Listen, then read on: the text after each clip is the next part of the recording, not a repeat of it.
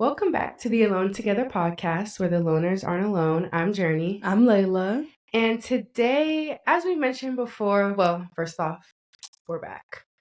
And as we mentioned before, we're going to start highlighting people in the community and also bringing our friends on here. But that's a 2-on-1 with Tiana. And she has been on the podcast before, but we wanted to redo it because a lot of stuff has happened this year for her nonprofit, and I want to hear all about the highlights and new updates. So welcome, Miss Girl, if you want to tell us about yourself. Thank you. I'm so excited to be back. Alone Together is my favorite podcast. It was on my top 5 on my podcast for my Spotify Wrapped, so had to give a shout out. I'm Tiana. I am a 21-year-old nonprofit founder. I'm also the chief of impact strategy at a corporation called Kaleidoscope. We work on diversity, equity, inclusion. We work on sustainability, just different social impact issues, and merging that with kind of like corporations, like being able to have these conversations in some different rooms, make sure we're uplifting different people of color, different stories, different communities. I'm also currently in a gap year, but attending USC at the Ivan Young Academy, studying arts, technology, and the business of innovation. Are you going to come back? Possibly in the fall. That's the plan. After I launch a few more businesses. One more that is coming up. What you need school for? Right. I just need to need to mark box. And I just recently am a trauma-informed yoga teacher. Period. As of last Sunday. And tell them where you got that training. At Yoga Tree Cooperative in South Central. You have to check it out. The only Black and Latinx owned yoga studio. Based in social justice, decolonization, community, and healing. They're going to get on this next. Yep, and our favorite. And they will definitely do it. Our favorite yoga studio in LA, hands down. You know, I was going to get up this morning and go take the class, my favorite class on Friday mornings, the elevated flow. And then my fire alarm was blaring in my apartment complex from 1 a.m. to 5 a.m. So I had to choose rest, but I'll be back on Monday. Mm-hmm. Yes, I'll go with you. It's been a while. But that is so great, bro. I'm really happy. How was your yoga training? Yes. I want to hear about it. And I want to hear what you want to do with it. Yes. Oh, let's get into it. So it was incredible. I mean, it was life-changing, really. I think coming into it, I already knew it was going to be life-changing. Like, I talked to a lot of people who've already done the training. Obviously found the studio in January and just kind of devoted my entire life to kind of this practice.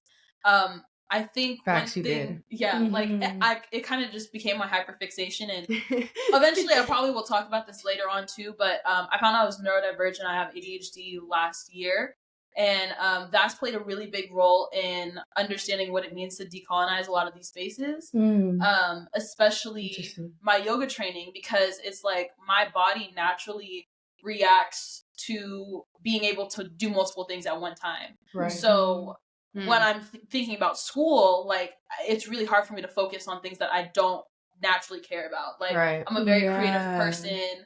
I'm like running multiple businesses. I'm constantly doing a million things. My organization works with art and activism, which are my 2 passions. So it's really hard for me to devote my time and my energy into things that feel superficial to me.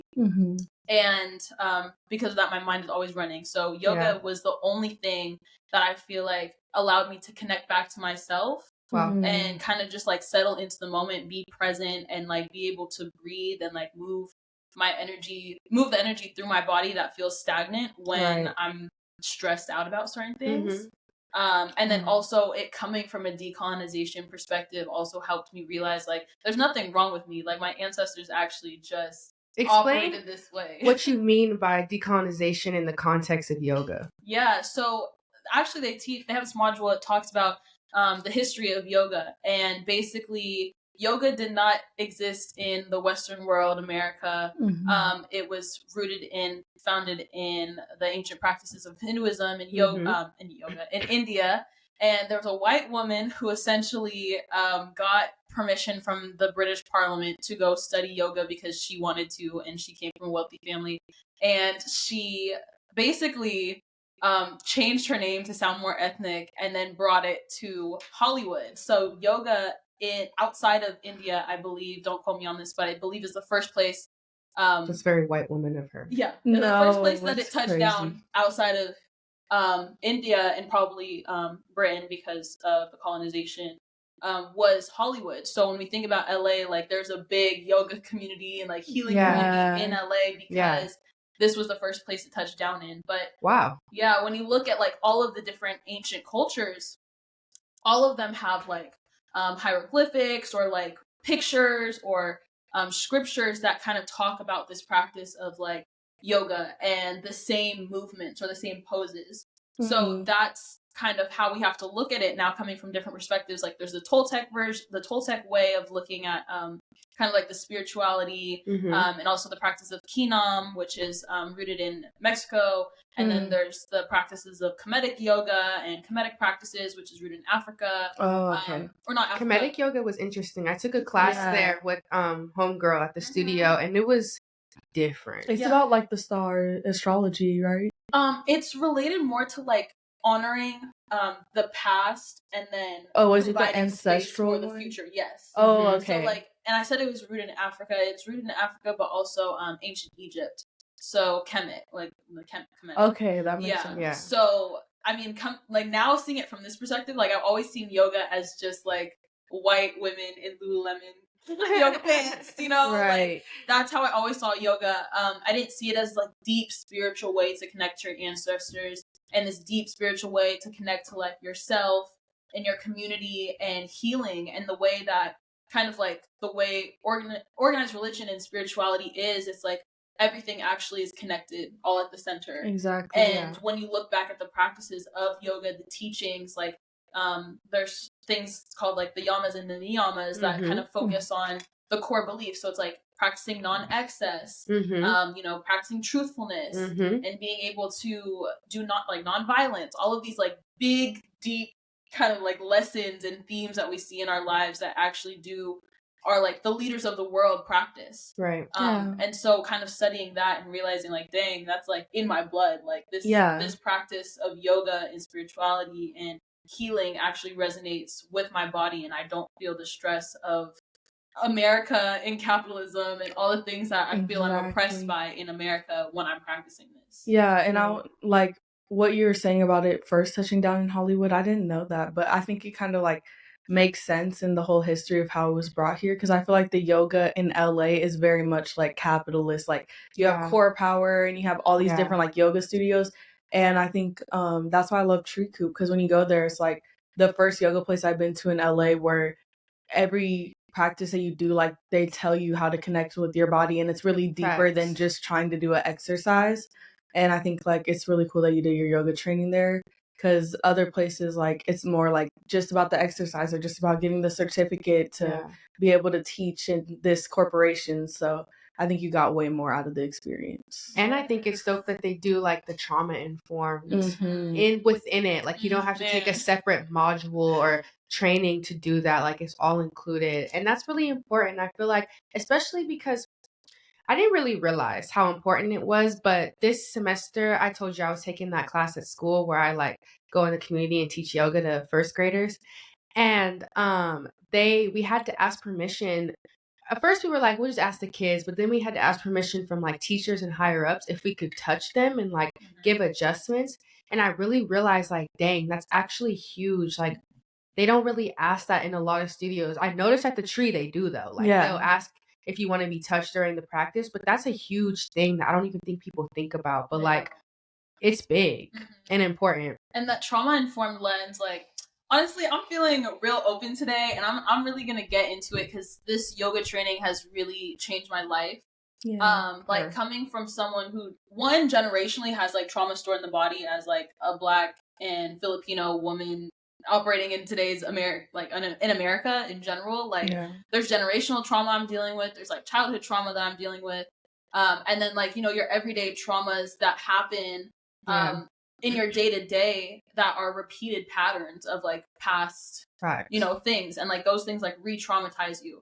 So coming from it from that perspective, like realizing, like you don't know where people are holding trauma in their bodies. So when you're doing a yoga practice, like an adjustment may feel right on one person, and like it may like really hurt for another person because they have like more trauma in that hip, or like they have more energy stored there, or it's tension. And when you have hands-on adjustments on people, like it sometimes you don't know, maybe they're dealing with like sexual abuse in their past, and they might jump, and then you don't know what that reaction is. And sometimes they tell you, even when you do ask for consent, like, do you want a hands-on adjustment, people will still jump, like it's their immediate body trauma response. And coming from it from that perspective, like we're supposed to take 10 classes from different studios as a part of our training homework, to see how people outside of the studio, outside of our space, operate. And that was dope. Huge to me, because I was like, wow, like I can see a lot of you guys don't come from a trauma-informed perspective, and you don't come from a decolonized perspective. Like it's about the flexibility, and it's about the like a competition, about the competition. And I was a competitive dancer for 7 years, and then did cheerleading, and then coached both of them. So I'm very familiar with like a competitive nature to what a physical practice can be. And like what I've found here has nothing to do with competitiveness, and it's everything to do with just keeping present and being in your breath. And I went to one yoga studio specifically in Las Vegas when I was in for Thanksgiving. I was visiting family, and it was not a trauma informed studio, and it was a male teacher. And I'm very flexible just because of my training in dance and cheerleading. And he literally, it was a hot yoga class too, so it was disgusting, and I don't prefer hot yoga classes. Really? I love hot yoga. No, I don't like how sweaty it is and like steamy. It is that. But this, I'm like sitting in a split, and he just lays his whole body on me. What? And no, exactly. And he was like sweating on me. And I almost had a panic attack. Like I was like, I wouldn't. Why are you touching me like that? Like I was so disgusted. Laying on you. And like I was a visiting student.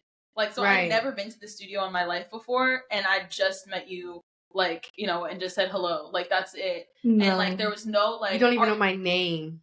Like, are you okay with hands-on adjustments? Like, like, do you think you can breathe deeper into this position? Like, he literally just came and just, like, laid on top of me. And I was looking around, like, no one else is saying anything. Like, he was doing adjustments to other people, but, like, he just kept being like, wow, you're so flexible. And I was like, stop, please. Like, now it's uncomfortable, and now it's weird.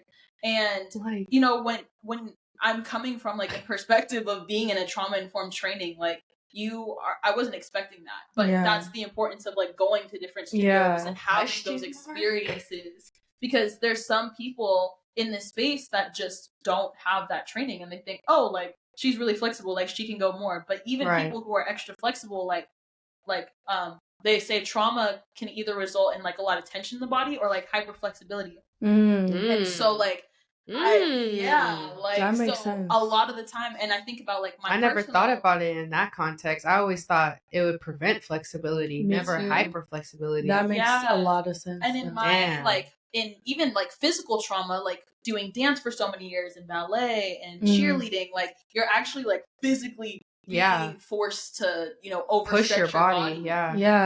So that's a really great perspective I come into like now this newfound training with is like, wow, this got me thinking. This got me thinking about athletes really bad, like pushing your body for so long, especially like gymnastics. I know is a huge one, because that one really like alters how your body develops. Ballet is tough. Horrible. I coached cheer, dance, and gymnastics, and did all three. So, like, coming from that perspective, and, like, being a coach, too, in those spaces, like, to kids, and now seeing everything from a trauma-informed lens, I think it all was for this moment for me to, like, actually step into yoga training. Because it's like, wow, if I had a ballet teacher who came from my, studio from a trauma-informed perspective, like maybe I would have been able to feel and be like in more relation with my body, because I ultimately stopped dancing and switched to cheer because I was really stiff, and I would like struggle to be fluid through movement. and it prevented me from like getting on higher teams. And I was like, dang, like I just can't dance the way that I used to. But it was really like more trauma building up in my body as I was in high school. From stressing your body. Just being stressed out. And dance is also a very white space. It is. Because I used to do dance. Same. It is. It's very white. So when it comes to competition and stuff. Now I feel like a lot more fluid.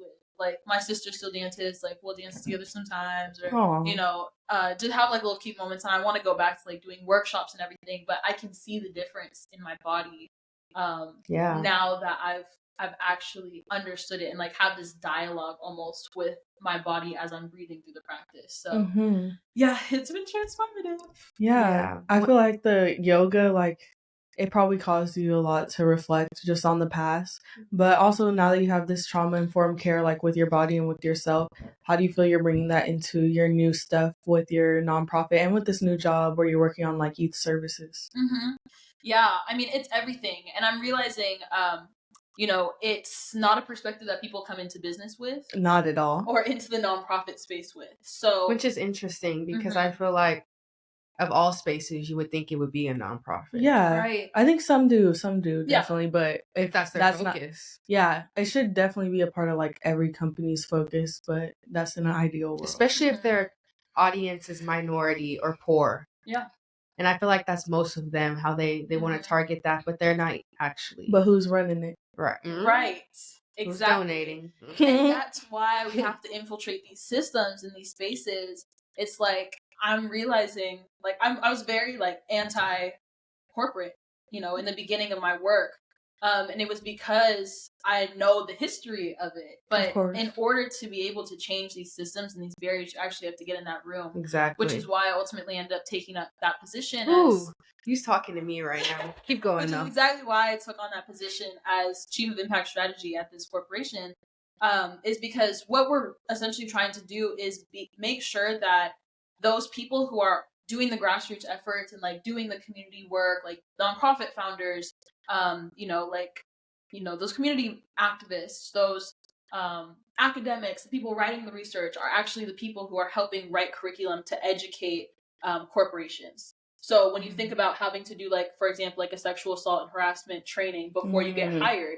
Just had to do one of those. Literally. Yeah, right? Like, they make you do that, but it's like, who's writing this? Like, it should actually come, maybe not specifically, like, but maybe it is, you're partnering with a domestic abuse and, like, preventative measures for sexual abuse to be able to actually write lived experiences and, like, share those, instead of just it being straight research. Right. Yeah. Also working with researchers, also working with all these people. So it's like, how do we take this collective power and turn it into a powerful message to actually educate these corporates? And that's not just in that space, but it's also in sustainability. It's also in DEI. It's also in all of these different pillars. Really.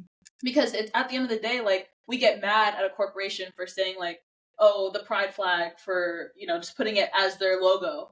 And then it's like, well, who is educating them?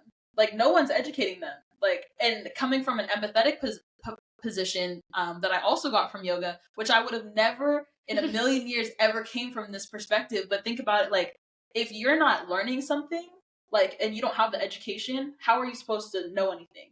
Yeah. And so these corporations actually don't know how to come about it. They don't have people in the space who can represent it.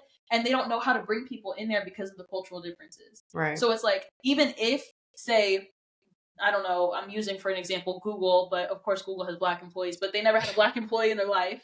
And now they're like, oh, we're going to put this Black person on this team and, like, show diversity. But there's definitely, like, teams in Google where they probably have never had a Black person. So yeah, this is every corporation. Like, and if you even, like, look back in history, or, like, Black leadership, point, at least. They just have that.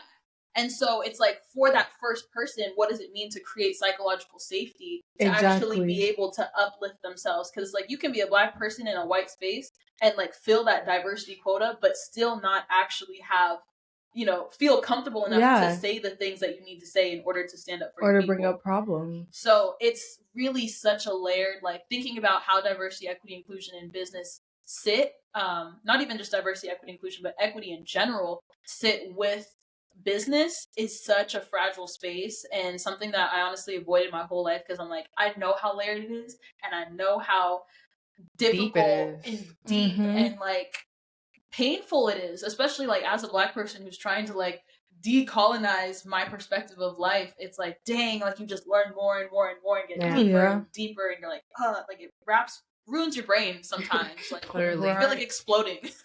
So I'm like, I can never get out of this. Like everywhere you go, there's gonna be racism. It's even in AI. Like that's the latest thing I've been learning in school about like the racism in AI, and it's crazy. Damn. Like I never thought about that. Because who's creating who's creating like the coding for AI? It's mostly like white people.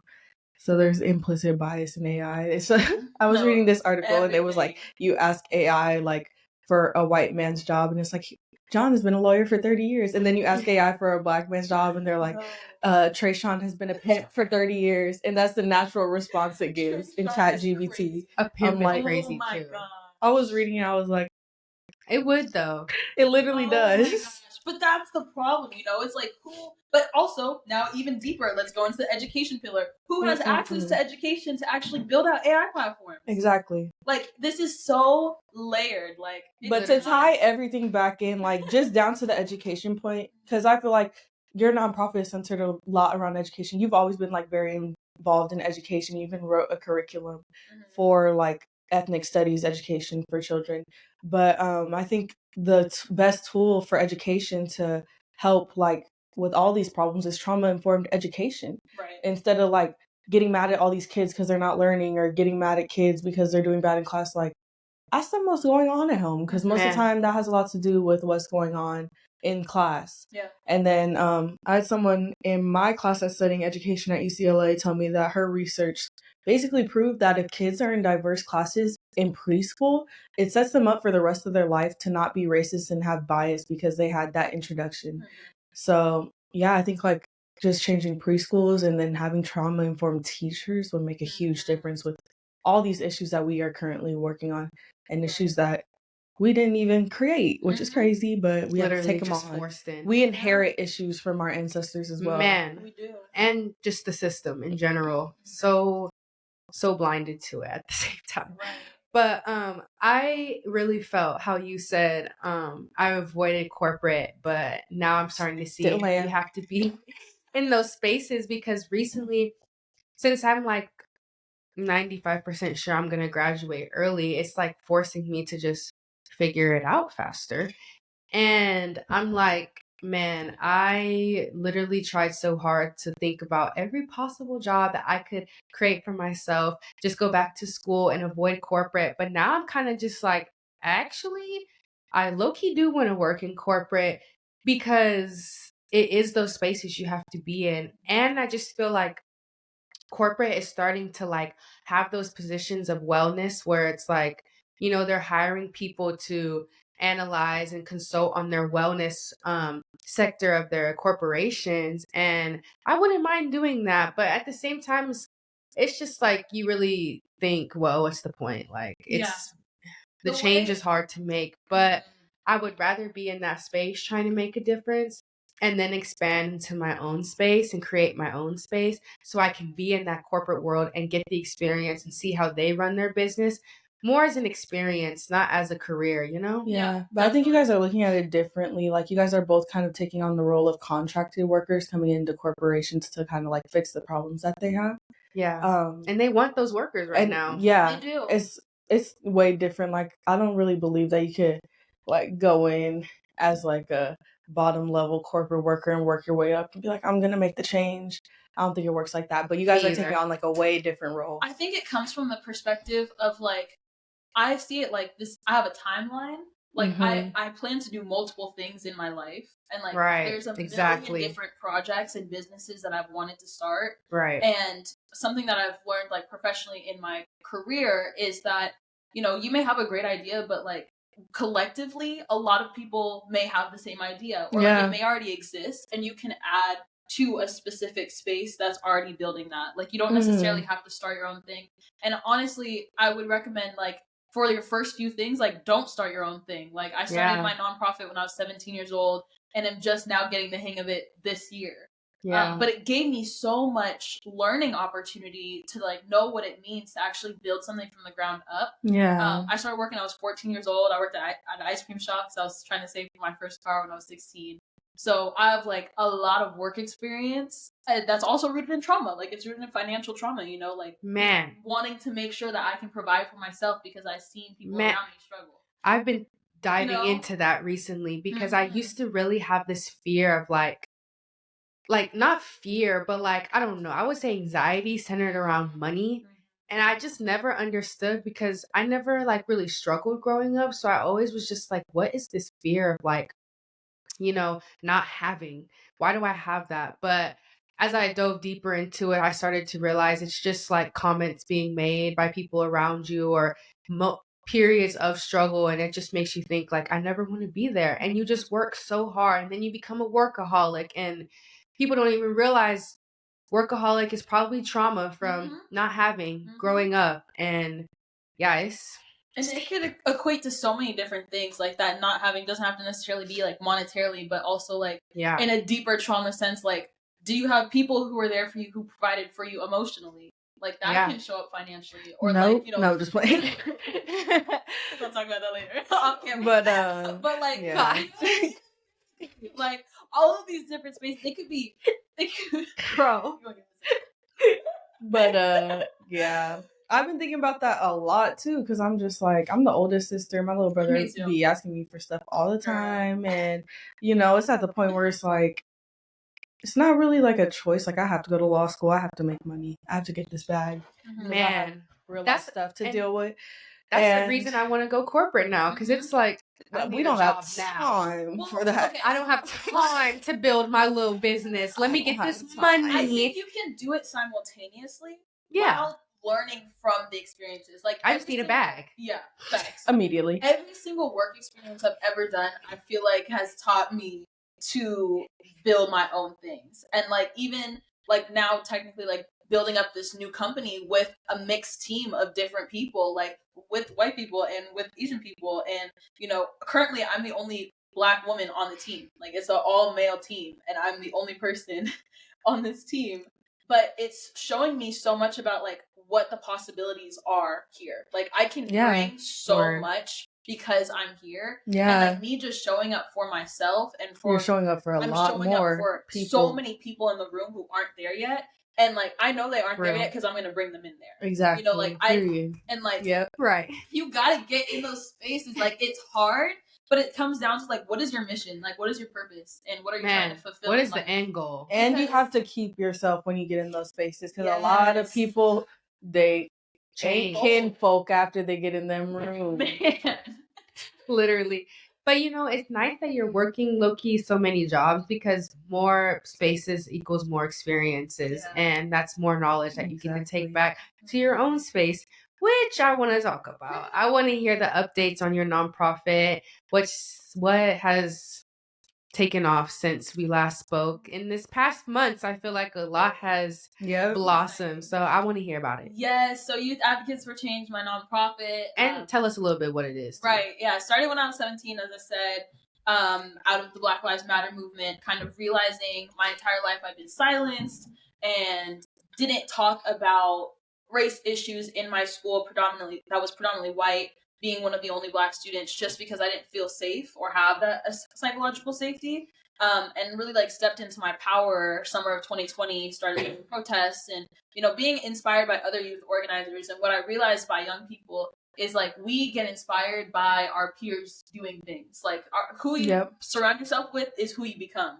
So when you look at it from that perspective, it's like, I didn't have friends who were doing the kinds of things like activism work, but I thought about it in the back of my head. And I've thought like, wow, it would be so cool if different intersectional perspectives of social justice could come together at the intersection of art. Like, let's talk about how storytelling really can tell the story of generations and can, not only share culturally, but also like what's going on in the climate crisis. Like, it can also talk about different marginalized communities, LGBTQ plus rights, women's rights, and, race equity, all these different avenues of what social justice is and how to make impact in these spaces, but teach it to high schoolers through a workshop, through the curriculum, and teach them through critical consciousness how to show up for themselves, show up for their community, and make art, essentially. And so really quickly before I move on, want to touch on this the spaces of critical consciousness,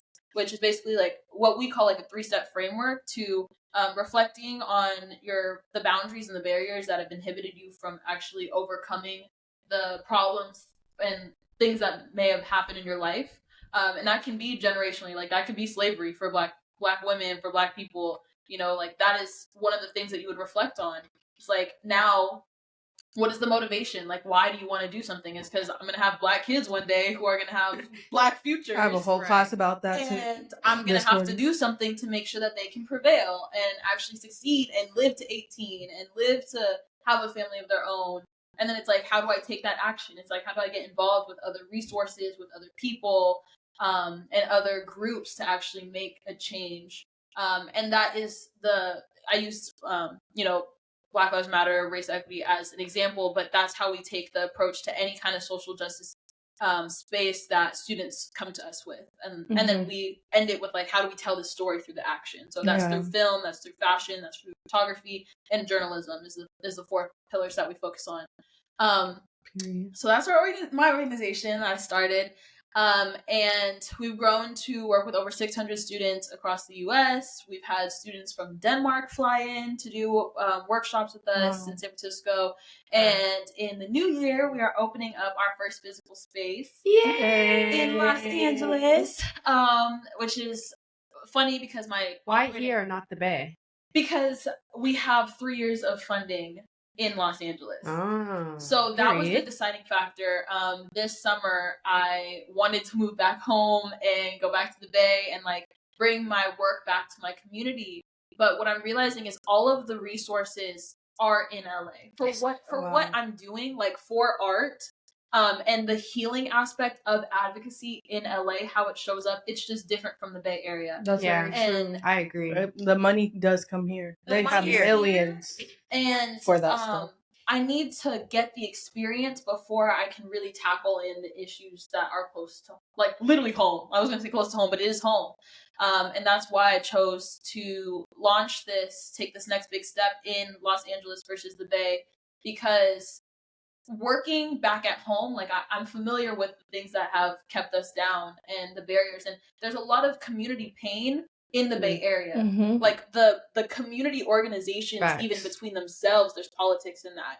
And so it's really difficult to actually work in the space without having outside resources that don't come from the Bay Area. So my goal is to build out our space in LA, successfully replicate that in the Bay Area and take it home, and like I'll settle and like raise my family in the Bay Area. But the work is gonna come now here in Los Angeles, where the money is, where the resources is, where I can make the connections in film and photography and fashion and art. Like I know I'm meeting all of these people because the industry is here. And the need is also here. Like the kids in South Central, the kids in inner city LA, like, they also need this. And a lot of them do want to pursue art. They're close to it. That too. Like it's a proximity thing. So I had to think about all of these different levels when it came to like scaling for us. Also, like I do want to finish school eventually at USC. And that would be right on the timeline too, personally. The yoga studio also had a huge part in this. It's like I want to be able to collaborate with them, and I want to be able to bring them and continue to partner with the people that I'm doing training with and support their work. So there was a lot of layers to why I would do it in LA. But yeah, it's been like doors have just opened up. Really, just in terms of people who are ready to fund us, people who are ready to partner with us, and the opportunities that come out of living in a city and having the resources and the opportunity to even have access to it. So, like looking at it from a point of gratitude, it's like it would be dumb of me to just be selfish and say I want to go home, so I'm going to go like back home. And I remember, it's crazy, y'all. I remember literally a year ago talking to Tiana, and she told me verbatim, like, my dream is to have a collective space in LA to house a bunch of different nonprofits and work on art. And look where we are 1 year later. The dream literally came to life. So thank God. Literally. Yes. We're literally here. Not even a year later. She's the only girl I know. She'll say something, it literally happens within weeks, magically. She be magical, bro. Magical. I gotta keep my energy protected. No, that's next. She's gonna be married, y'all. She said she want to get married. Next time we come back, she about to have a ring on her finger. I'm calling it. Let's see. I gotta see about that. She said not that time. Next time, off camera. On some real though, like for young women who are in their careers, on some real-ish, like revoking that statement not because I don't love hard, but because I've realized being a young woman and recognizing your power early has such a strong, like, you have no idea how much power you have in your hands. Really. Yeah. Like, when you step responding to someone or talking to someone is literally power. You giving a man, a woman the time of day when you or can attention to yourself. Yeah, the attention. Like, no matter that's a blessing. Much you can it is for them. Please know that my attention, my reply is a blessing, and that's why y'all don't be getting it. Exactly, and it's like you can love somebody with your whole heart and like want to pour into them, but I know myself love wise, and like when I'm a lover girl. She's a lover, like, Libra. I'm such a loving Libra woman that I am willing to sacrifice everything that I have just to feel love, you know, and I'm realizing that I can see love from so many different perspectives. I can get love from my family, I can get love from my community, I can from yourself, from your friends. I can give love, you know what I mean? Like, there's so many ways to love, and it's not just in a romantic sense. Exactly. True. And you can. What's your love language? Got to do. Ooh, my love language is mentally stimulating me and having a deep conversation about something of substance. Mine is Apple Pay. Venmo, Apple Pay, Zelle. Mine is substance. But for real though, it's mine is like I've been waiting for someone to send me a letter via pigeon before I really like give them a chance. Rocked at my window, and you on your hands, and if you don't have a stereo and sing to me, please, it's not gonna work out. I love a letter. Play some Neo. No one's ever wrote me a love letter, and that's why I'm just like, I'm not gonna write you one, but like if I had a crush on you, I would. I would write a love letter in a heartbeat. I'm so poetic. To me, I love writing. I'll write you one right now. So we should do that. Little Valentine's Day. So. No, I'm steady writing love letters. That's gonna be your Christmas gift. My thing. Yeah, I love to do it. You know, I write a lot of letters to people, and then I just forget to give them to them because I don't see them. You know, that could be a form of therapy, like writing letters to people. I do that a lot. It is, but it actually be like for their birthday or something. Oh, bye. I think I got one for you.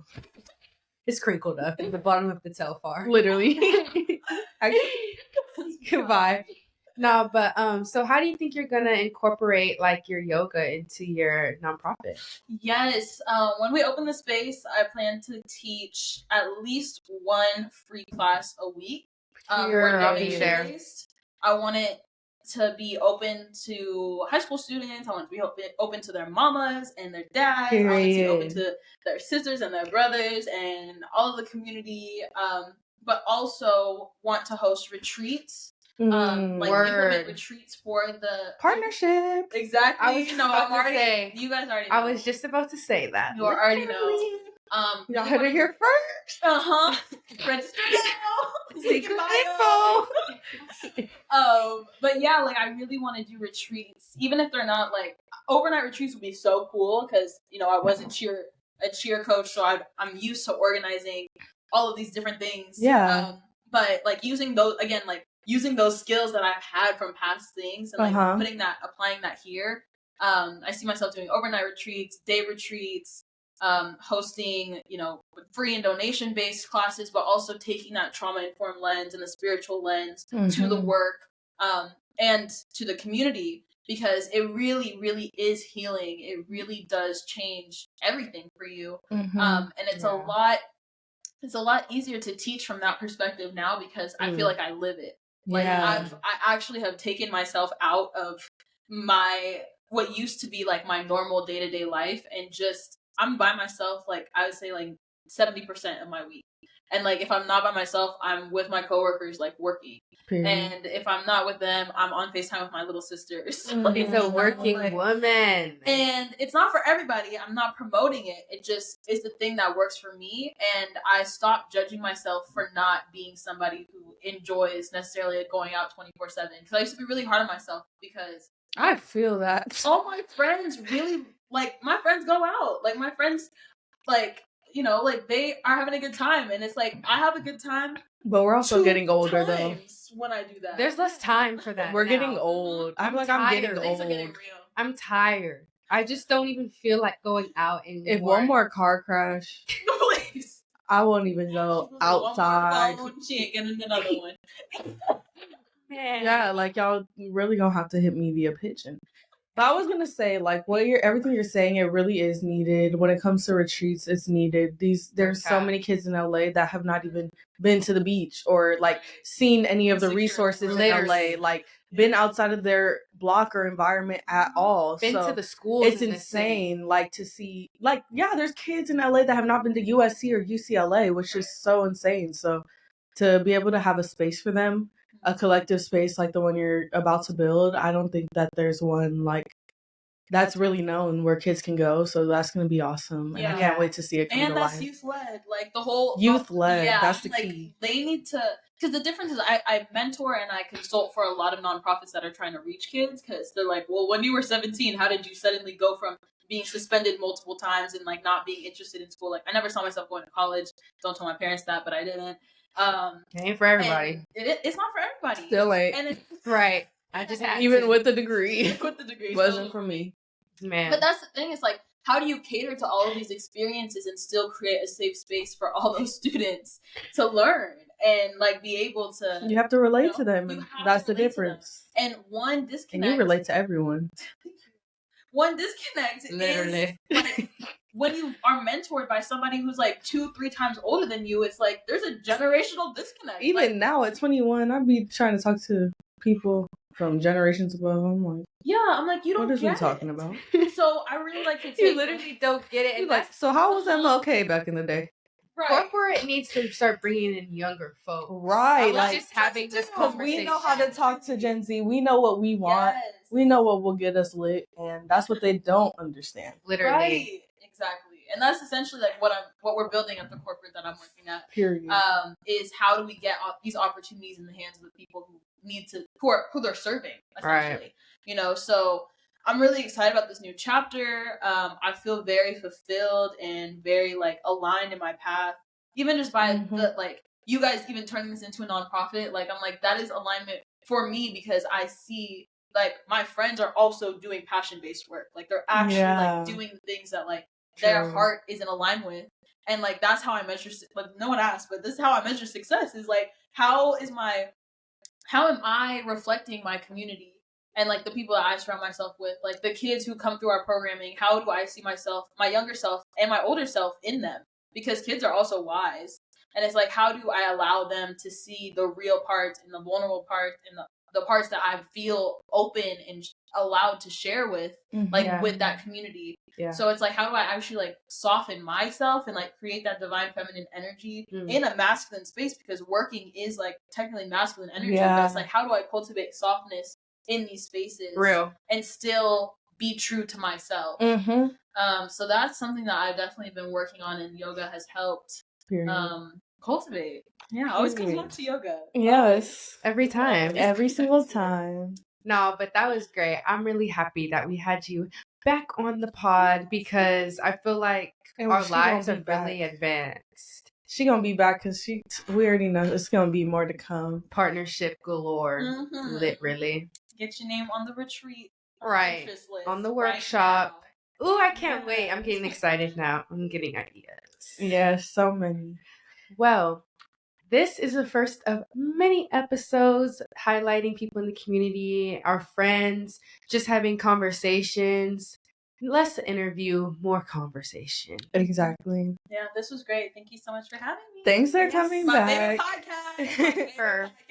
You were probably we got our like Spotify replay thing, and it was like, I don't remember the number, but fans, you were there they're your number one podcast, and I was like, Tiana's added to this statistic. I've listened to every single episode. Period. Multiple times, and I be sending them to people. Like, you hear that? Real I was like, you know what? If you're not even gonna listen to the whole thing, just skip to this time frame. And she got the time. I will. I really will. She's do real. It. I'm like, this is some. You real, need this. You need it. You need it. She real. Yes. Well, thank y'all for watching. Stay tuned for our next highlight episode. And follow us on social media. And follow Youth Advocates for Change on social media too. Please. Heavy on it. All right. Thank you guys. Yeah.